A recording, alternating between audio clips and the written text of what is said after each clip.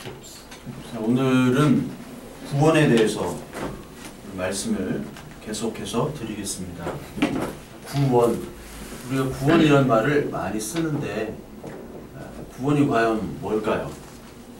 구원이 뭘 구원이라고 하고 지금까지 배웠을까요?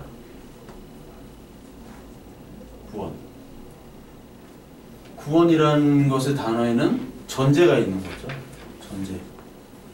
전제는 바로 악, 고통, 그리고 결국은 사망이 있다라는 것을 전제를 하는 것이 바로 구원이라는 겁니다. 근데 이 구원이라는 것을 교회에서는 이렇게 전제를 하지만 일반 사회에서는 구원이라는 단어를 다르게 바라보죠. 구원. 일반 사회에서는 어떻게 바라볼까요? 기독교에서 말하는 구원. 저 사람들은 구원 얘기를 하는데 일반 사회는 뭐를 구원이라고 얘기할까요? 고통에서 해방되는. 고통에서 해방되는 거죠.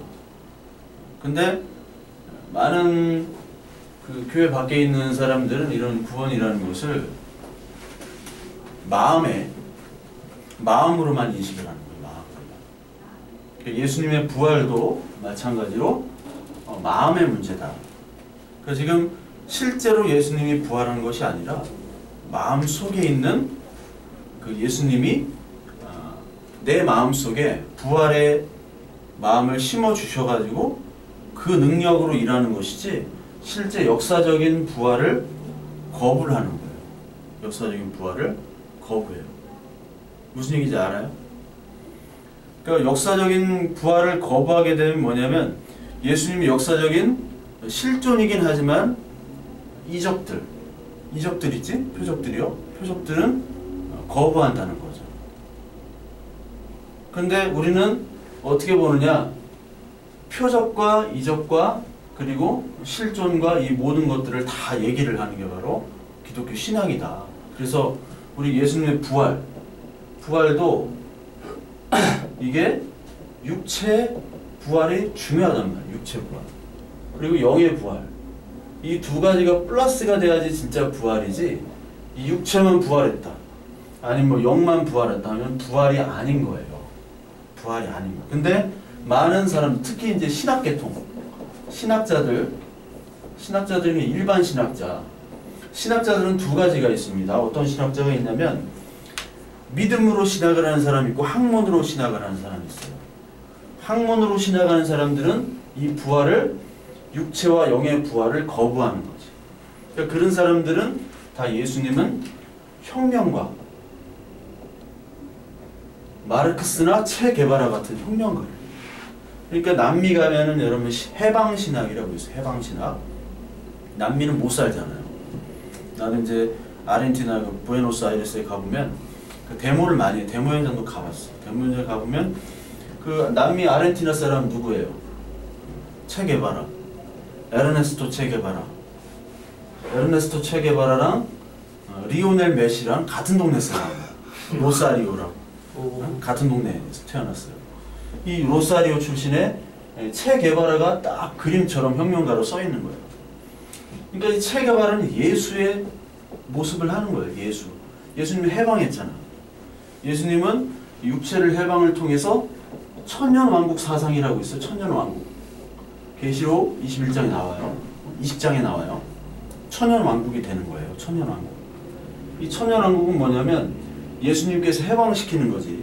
그래서 이거를 여러분 뭐 전천년설, 뭐 후천년설, 그리고 무천년설에 대해서 지금 설명할 수가 없어. 여러분들이 내가 예전에 교회에서는 많이 설명했는데 별로 관심이 없어서 더 얘기를 안 했어요. 깊게. 근데 이제 이 천년왕국이라는 것은 이제 하나님이 온전히 이제 해방을 하시는 거예요. 우리 죄로부터. 천년왕국. 근데 나는 이제 무천년설을 주장하기 때문에 천년왕국은 지금이 천년왕국이에요. 예수님께서 하나님 나라 이 땅에 선포를 하셨잖아요. 선포를 하셨죠. 하나님 나라라는 게 성경이 가장 중요한 거예요. 하나님 나라. 근데 하나님 나라라는 거는 예수님이 이 땅에 처음 오셨을 때 이미 하나님 나라가 된 거고 다시 오실 때는 하나님 나라가 완성이 되는 거예요. 그러니까 하나님 나라 요 사이의 긴장 속에서 사는 게 우리의 인생이에요. 지금 인생. 그러니까 이미 구원은 받았지만, 예수 믿는 사람들은 구원은 받았지만 아직 예수님의 재림으로 성화되진 않았어. 성화. 무슨 얘기인지 알아? 성화. 완전히 예수님의 상태로 돼야 되는데 성화가 되진 않은 상태예요. 근데 이 초림 때 이 하나님의 나라가 바로 요 사이가 바로 이 천년왕국이라는 게 바로 무천년이라는 거예요. 무천년. 근데 이 마르크스나 뭐 체게바라 이런 사람들이 혁명을 통해서 이 천년왕국을 이루려고 했던 것이 바로 그런 사람들의 사상이란 말이에요. 사상. 그러니까 이런 신학자들, 믿음으로 신학하는 사람이 아닌 학문으로, 그리고 믿음이 아닌 신학자들은 바로 예수님을 혁명가로 생각하는 거예요. 사회운동가. 그래서 예수님의 죽음, 십자가의 죽음은 우리 죄를 위한 해방이 아니라 사회혁명을 위해서 국가 반역죄로 로마에 처형당한 인물로 되는 거예요. 무슨 얘기인지 알겠죠? 혁명가. 그러니까 이런 구원, 우리가 믿는 구원과 밖에서 생각하는 구원은 다르다. 근데 우리는 뭐냐? 우리는 전제가 바로 뭐냐면 이 구원이 바로 악과 고통의 상태라는 거예요. 그래서 아까 로마서 3장 9절에 아까 봤듯이 로마 3장 9절에 보면은 어떻게 나와 있습니까? 모두가 뭐로 나와 있어요? 죄 아래. 죄 아래에 있다. 모두가. 지금 인간의 상태는 죄 아래. 근데 어떤 사람들이 죄 아래에 있다고 그랬습니까? 유대나 그리스. 유대나 그리스. 그리스인, 헬라, 유대. 그러니까 유대인 입장에서 보면은 유대를 제외한 모든 사람들은 헬라라고 표현했어요. 헬라를 특히 이제 그리스라고 얘기하는데 원래 표현을 하면 이 그리스라는 말은 헬라의 한 지역을 얘기하는 거예요. 헬라의 한 지역. 그러니까 대한민국 사람을 대한민국이라고 얘기해야 되는데 뭐 우리는 뭐 대전에 사니까 대전 사람을 대한민국 사람, 나는 이제 서울 사람인데 대전 사람이라고 얘기하면 안 되잖아요. 대한민국 사람이라고 얘기하지. 그것처럼 헬라라는 말을 써야 돼. 헬라라는 말. 그리스보다는. 그리스 사람들은 헬라라고 쓰기를 원해요. 이걸 히랍이라고 하죠. 히랍은 이게 중국말로 헬라를 히랍으로 한 거예요. 불란서, 의대리, 이대리 이런 것도 다 중국에서 나온 거예요. 애굽 이것도 중국에서 표현을 한 거고, 아이굽토스라는 거, 애굽도 그렇고 다 그래요. 다 성경에 나온 것들. 그러니까 유대인을 제외한 모든 이방인들은 바로 헬라인이에요. 그러니까 모든 인간은 뭐 아래에 있다고요? 죄 아래에 있다. 그래서 이게 죄가 하말티아라고 내가 들어봤어요. 하말티아라는 이 헬라어는 이 관역을 넣는데 관역에서 벗어난 거예요. 여기다 맞춰야 되는데 막 여기 이렇게 돼 있는 거야. 0.4격 하는데 막 이렇게 돼 있고, 이렇게 돼 있으면 좋은데 막 이렇게 돼 있으면 저기 두드려 맞잖아요. 그때는 두드려 맞았는데 요즘에는 안 패는 것 같더라고. 두드려 맞으면 바로 0점이 잡히는데 0점이 안 잡혀. 근데 이게 그 하말티아는 관역에서 벗어난 거거든요. 근데 관역에서 벗어났는데 그 죄 아래에 있다고 그랬어요. 아래에 있다. 휘포라는 그 전치사를 써요. 그러니까 모든 사람은 죄 아래에 있다는 것은 죄의 영향력을 미치고 있다는 거예요. 죄. 그러니까 지난주에도 죄를 얘기했는데 죄가 바로 뭐냐면 죄는 하나님과 인간과의 사이에서 쓰는 용어다. 하나님과 인간 간의 용어. 인간 간의 용어는 아니라는 거예요. 죄는. 늘 그렇게 생각하면 돼요. 죄. 성경에 나오는 모든 죄는 인간과 인간과에 쓰는 것이 아니라 하나님과 인간과의 사이에서 쓰는 용어가 바로 죄라는 거예요. 그러니까 죄 아래에 있다는 건 하나님과 인간 간에 뭐가 지금 깨졌다는 거지. 근데 지금 세상 사람들은 이 깨진 단계를, 그리고 깨진 것을 인식을 못해요. 못한단 말이에요. 그러니까 너는 죄인이다 얘기하면은 사람들은 알아듣지를 못해요. 왜냐면 하나님과 인간 간의 관계 용어이기 때문에. 죄 아래에 있어. 그러면은 뭔지를 몰라요. 심지어 교회 다니는 사람도 죄 아래에 있고 구원이 필요하고 이것에 대한 어떠한 그 의미들을 알질 못하고 교회를 그냥 다니고 있다는 거예요. 그냥 다니고 있다. 이런 용어는 알지만 뭐가 깨졌고 실제로 내가 지금 뭐가 깨져 있는가 그걸 모르는 상태로 그냥 다니게 되면 이 헬라인과 똑같은 사람으로 교회 예배당에 왔다 갔다만 할 수가 있는 거죠. 그것이 바로 오늘 이 시대의 문제라는 건데, 그러면 이 죄의 상태에서 어떻게 되느냐? 이 죄라는 거는 여러분들이 뭐 더 설명 안 해도 선악을 알게 하는 열매를 먹은 거잖아요. 먹은 거. 지난주에도 얘기했지만 우리의 인간에게 창조의 능력을 창조주 하나님께서 그 선악을 알게 하는 열매를 먹지 않을 수 있는 능력도 사실 주셨는데도 그 우리의 의지, 그러니까 어떻게 보면은 알의 의지, 그러니까 내가 의지적인 그 불순종으로 말미암아 죄를 범한 거예요. 죄를. 그러니까 의지도 주셨죠, 우리에게. 주셨는데 그 의지로 범죄를 한 다음에는 이제 어떻게 됐느냐? 범죄하기 전에는 하나님과 인간 사이의 관계가 하나님의 모든 그러한 창조적인 능력들과 또 하나님의 자발적으로 순종할 수 있는 것들을 인간이 알 수 있도록 했는데, 그랬는데도 이 죄 타락 이후에는 어떻게 변했냐면 모든 영역의 타락이 이루어집니다. 모든 영역 타락. 이것을 전적 타락이라고 하는데 total depravity라고 얘기를 해요. total. depravity는 타락이고 이 total.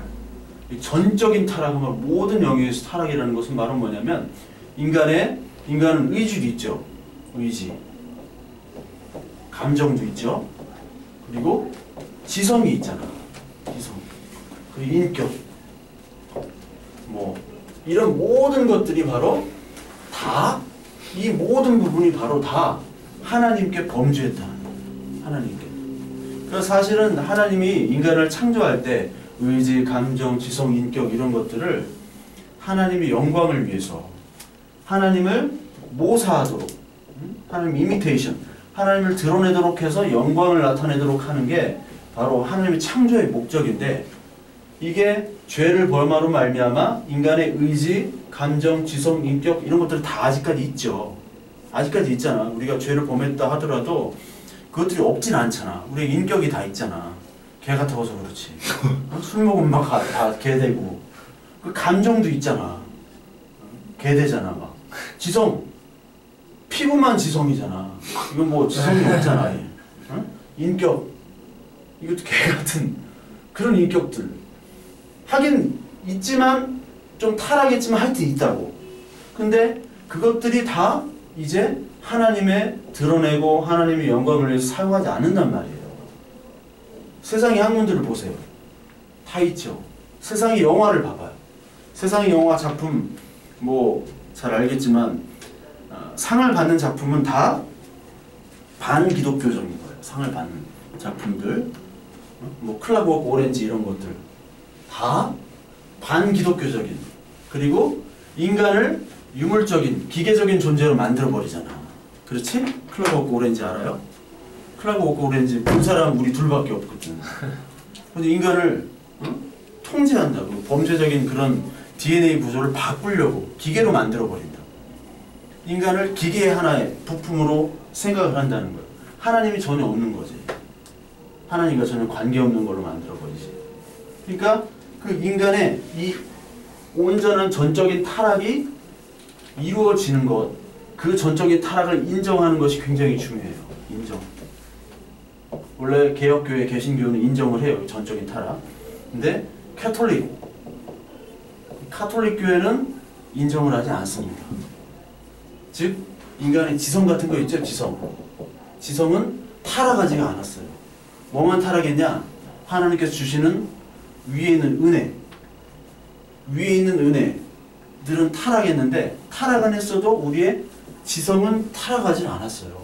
즉 이 말은 뭐냐면 인간의 지성으로 인해서 인간이 우리 생각할 수 있잖아. 보고 배우고 듣고 하는 지성으로 하나님을 알 수 있다라는 거예요. 하나님을 알 수 있다. 이건 성경과 반대되는 개념이에요. 그러니까 캐톨릭에서는 뭐를 많이 하냐면 공부하고 읽고, 물론 옛날에 공부 많이 안 했어. 캐톨릭은 개신교에서 막 성경 공부 많이 했지. 그리고 지성으로, 그리고 노력. 지성이면 감천이다. 지성이면 감천이다. 드라마도 있었잖아. 몰라요? 8시 반에 했던. 이거 끝나고 9시 뉴스. 지성이면 감천이다. 이게 뭐냐면 이게 개신교적인 그 성경적인 의미가 아니에요. 지성, 이 지성과 이 지성은 다르지만 이 노력으로 하나님에 다가갈 수 있다는 거예요. 오체투지 같은 거. 막 금식하고 막 노력하고 자기를 자학하고 막 잠도 안 자고 그러면서 동굴에서 막 도를 깨닫는다고 하는 것을 통해서 하나님께 갈 수 있고, 또 학문적인 것을 통해서 하나님을 알 수 있다 라고 주장하는 것이 바로 이 캐톨릭 사상이에요. 캐톨릭 사상. 이게 토마스 아퀴나스라는 사람으로부터 시작이 됐어요. 근데 그 이유는 내가 페이스북에 남겨놨기 때문에 그 전까지 다 얘기하기는 굉장히 어렵고, 하여튼 이 지성이 타락하지 않았기 때문에, 인간의 지성이에요. 타락하지 않았기 때문에 인간의 지성과 인간의 지성으로는 합리, 과학 이런 것들을 창출하잖아. 이런 것들을 통해서 하나님께 다가갈 수 있다는, 하나님을 알 수가 있다고 합니다. 알 수가. 그러니까 알 수가 있다는 건 이제 지성이 하나님의 역할을 하는 거예요. 이게 바로 근대 철학 과학의 시작이 되어버린 거예요. 토마스 아퀴나스가 이성과 신앙에 대한 조화를 이루려고 이성에다가 플러스 좀 점수를 많이 줬는데, 이제 이 이성이 자율적인 기능으로 이제 하나님이 이 지성은 타락하지 않았고 하나님을 얼마든지 알 수 있으니까 이 지성 가지고 한번 어떻게 해보자 하니까 진짜 합리가 나오고 과학 철학이 나오고, 실제 우리가 생각했던 것 이상으로 인간의 지성이 모든 게 발견을 할 수 있고 발명이 되는 거야. 지금 과학 문명이 다 지성이잖아. 지성으로 나온 거잖아. 물론 과학 철학에 가면 지성과 과학은 또 달라요. 그걸 또 얘기하기는 굉장히 많지만 나중에 얘기하겠고, 그것이 바로 하나님이 되어버렸다는 거예요. 하나님이. 그래서 이 전적인 타락, 이 상태를 인정하느냐, 그것이 굉장히 중요해요. 전적인 타락.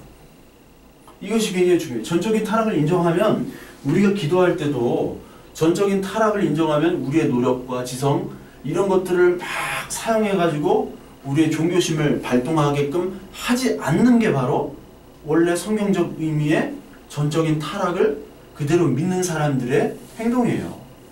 전적인 타락을 믿는다면 우리 인간의 노력으로 하나님을 알 수가 없어요. 인간의 노력으로. 인간이 아무리 열심히 기도를 하고 아무리 발광을 한다 하더라도 하나님이 딱 정해진 거는 바꾸질 않아요. 성경에는 불변의 하나님, 하나님 변하지 않는 하나님. 근데 하나님 가끔씩 변해 막. 응? 이 노아 홍수 때도 하나님이 인간의 지으심을 후회했다. 아니 불변인데 왜 마음이 바뀌어? 그러니까 옛날에 그리스 로마 신화에 나오는 신들은 다 어떤 신이에요? 인격적인 신. 근데 인격인데 이게 하나님처럼 그런 인격이 아니라 이게 변덕이 아주 엄청난 변덕을 가진 인간보다 못한 존재예요. 어떨 때 보면 신이. 그럼 봐봐. 이 사람들 그리스인이 볼 때 이런 노아 때 홍수 때 하나님께서 인간을 만드는 걸 후회하셨다라고 하면은 이런 게 돼버리잖아요. 이런 그리스 로마 신처럼 돼버리잖아요. 근데 불변의 하나님에서는 하나님의 구원과 하나님의 어떠한 작정은 변함이 없어요. 하나님은. 근데 뭐 때 변하냐? 인간에 대한 사랑 그리고 구원일 때는 하나님 변해요. 끝까지 참으신단 말이에요. 계속해서 참으신단 말이에요. 계속해서 기회를 주신단 말이에요. 그러나 이것도 이미 예정을 했어요. 에베소 1장 4절에 보면 우리를 예정하셨다고 했어. 예정. 그 예정도 설명을 했죠. 예정을 어떻게 봐야 돼요? 예정은 이중예정이라는 게 있어요. 이중예정이라는 건 뭐냐면 하나님이 우리를 창세 전에 택하셨잖아요. 창세 전에 뭘 택하셨냐? 구원 받을 자와 지옥 갈 자 택했다는 거예요. 이게 말이 돼요, 이게? 이건 말이 안 되는 거예요. 이건 절대 말이 안 되는 건데, 구원받을 자와 지옥 갈 자를 택했다. 창세전. 시간의 개념을 우리가 알아야 된다고 봤죠? 시간의 개념. 시간은 시간과 공간, 물질 세계에 갇혀있는 인간에게 현재, 과거, 미래가 있는 것이지, 하나님은 시간과 공간을 벗어난 사람이에요. 벗어난 사람이 아니라 분이에요. 존재란 말이에요. 그러니까 시간과 공간, 이 물질을 창조한 분은 이 물질 안에 있으면 안 돼요. 있을 수가 없는 거예요. 물질 안에. 밖에서, 외부에서 창조를 해야 돼요. 근데 밖에 있는 분은 시간과 공간에 제약을 받지 않는 거예요. 이것은 뭐냐면 우리가 현재에만 존재한다. 현재. 이게 바로 영원성이라고 그랬죠. 영원성. 야, 영원하다. 사랑은 영원하다. 사랑은 영원해요? 안 하잖아요. 왜 사랑이 영원 안 하는 거예요? 시간의 흐름을 거스를 수가 없는 거예요. 시간의 흐름. 이 시간을 크로노스라고 그래요. 크로노스. 크로노스가 그리스 로마 신화에 보면은 자기 아들까지 잡아먹는 신으로 나와요. 그러니까 이 크로노스는 no mercy야. 자비가 없어. 시간은 자비가 없어요. 시간의 흐름에 따라 이 얼굴이 변하고 몸이 변하고 마음이 변해. 이 사람을 사랑했다가도 미워한단 말이야. 항상 변해요. 시간, 공간은 늘 변해요. 우리의 지금 이렇게 있지만 존재가 지금 변한단 말이야. 지금 1초가 지나감에도 불구하고 1초 사이에 우리의 몸과 형태와 우리의 세포들이 다 변한단 말이에요. 그러니까 어떻게 보면은 우리에게는 과거, 미래밖에 없고 현재는 없는 거예요. 어떻게 보면 지금 나를 뱉는 순간 과거가 된 거야. 미래는 앞으로 올 게 기다리가 되는 거지. 과거는 지나갔어. 현재는 우리가 느낄 수 없을 정도로 바로 지나가버려요. 과거가 돼버려요. 근데 이 과거와 미래, 여기서 영원이라는 건 현재만 있는 거예요. 현재. 그러니까 하나님께서 우리의 인간을 예정하셨다라는 것은 오늘 이 시간에 예정한다는 거예요. 오늘 이 시간에 창세 전에 예정한 것이 오늘 이 시간에 예정한 것과 똑같은 거예요. 그렇게 보면은 이 구원과 지옥으로 갈 사람을 나눈 거는 지금 오늘 예정한다는 것을 이해를 할 수 있는 것이지. 그런 개념이 있어야지만 이것이 이해가 되는 거예요. 물론 이게 다 하나님을 예정을 설명할 수 없는 거죠. 설명할 수 없어요. 그러니까 이 불변과 변하는 이 하나님, 그러나 우리를 위해서 늘 기회를 주신 이 하나님, 그 하나님에 우리는 감사를 드려야 되는 것이죠. 그러니까 인간은 어떻게 보면 지금 이런 상태, 그러니까 죄로 물든 상태인데 죄 때문에 하나님과 인간의 관계가 지금 깨졌다. 그 깨졌다는 것을 바로 뭐라고 얘기하느냐? 바로 불의라고 얘기해요.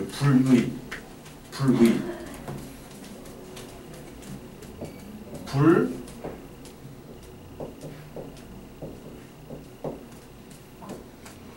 이 정도 한자는 알죠? 불의. 의라는 게 뭐예요? 의라는 게? 우리가 뭐 의를 많이 얘기하잖아. 성경에서 의. 네, 관계죠, 관계. 이게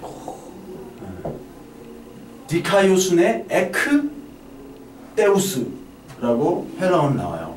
디카이오순의 에크테우스. 이게 뭐냐면 디카이오순이라는 게 의라는 거예요. 야, 너 의롭다. 이 말은 내가 너한테 우리 사이에 뭐 범죄가 있거나 막 너를 막 미워하거나 그런 어떤 도덕적인 범죄가 아니라 관계가 좋다는 거예요. 그러니까 부자간에 야, 저 부자는 참 의가 좋다. 뭐 그렇게 얘기를 하잖아요. 의가 좋다는 게 아버지와 아들이 늘 싸워. 싸우는데도 아버지와 아들의 관계는 변하지가 않는 부자가 있는 반면에 아버지가 아들하고 싸우지도 않는데 연을 끊었어. 응? 독거노인들 있잖아요. 독거노인들이 있는데 다 자려고 하는 거야? 독거노인이 있는데 독거노인이 있는데 이 독거노인이 돈이 없어요. 근데 아들은 돈이 많아. 기초생활 수급이 안 돼. 아들이 재산이 있어서. 근데 이 관계가 없는 거예요. 불이한 관계야 서로.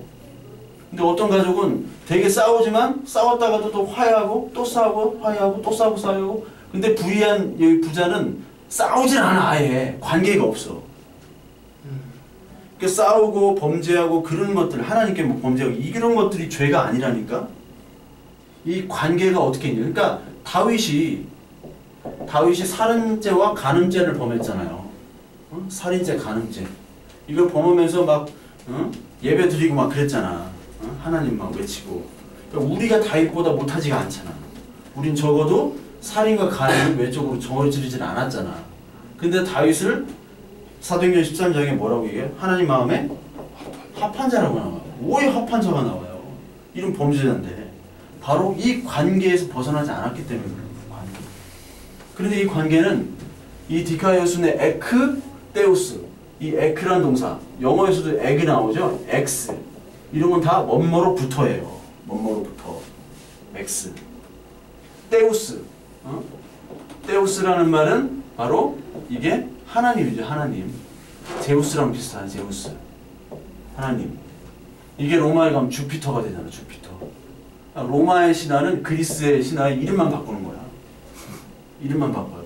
이 하나님으로부터 오는 게 바로 의예요. 우리가 의로워질 수 없다라는 거예요. 그래서 오늘 우리도 얘기했잖아요. 그 의가 나타났다라고 얘기해요. 나타났다. 그래서 여기 3장, 로마 3장 21절에 보면 하나님께로부터 오는 의가 나타났다. 그게 에크데우스야. 디카우에스네 에크데우스. 그러니까 우리가 의로우고 우리가 할 수가 없는 거예요. 하나님께 의로워질 수가 없는 거야.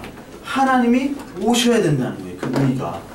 그 의가 하나님이 어떻게 오느냐? 바로 예수 그리스도를 통해서 오시는 거란 말이에요. 예수 그리스도를 통해서. 그것이 바로 구원입니다. 그것이. 그래서 우리의 지금 상태는 어떤 상태냐? 죄의 상태이기 때문에 불의한 상태였어요. 불의한 상태. 또 불의한 상태이기 때문에 지금 우리는 아직까지 시공간에 머물러 있죠. 시공간에 머물러 있고, 그리고 지난주에 탕자의 비유를 얘기했잖아. 탕자의 비유. 탕자의 비유가 이 구원에 대해서 그리고 잘 나타내 있는데 구원과 복음에 대해서 탕자가 아버지의 재산을 가지고 나갔잖아요. 다 썼어. 내가 가지고 있는 건 다 썼어요. 그러니까 내가 가지고 있는 건 다 썼기 때문에 이제 내가 가지고 있는 게 없어. 없으면은 어떻게 해야 돼? 남의 것을 빼앗아야 돼요. 근데 그 탕자는 남의 것을 빼앗지 않고 자기 아버지에게로 돌아왔잖아. 그게 착한 거야. 그게 착한 거. 둘째 아들이 나쁜 놈이잖아. 어? 그 유산을 다 받아가지고 아버지가 돌아가셔야지만 유산을 받을 수 있는데 그 유산을 미리 달라는 거는 아버지를 빨리 죽으라는 얘기거든.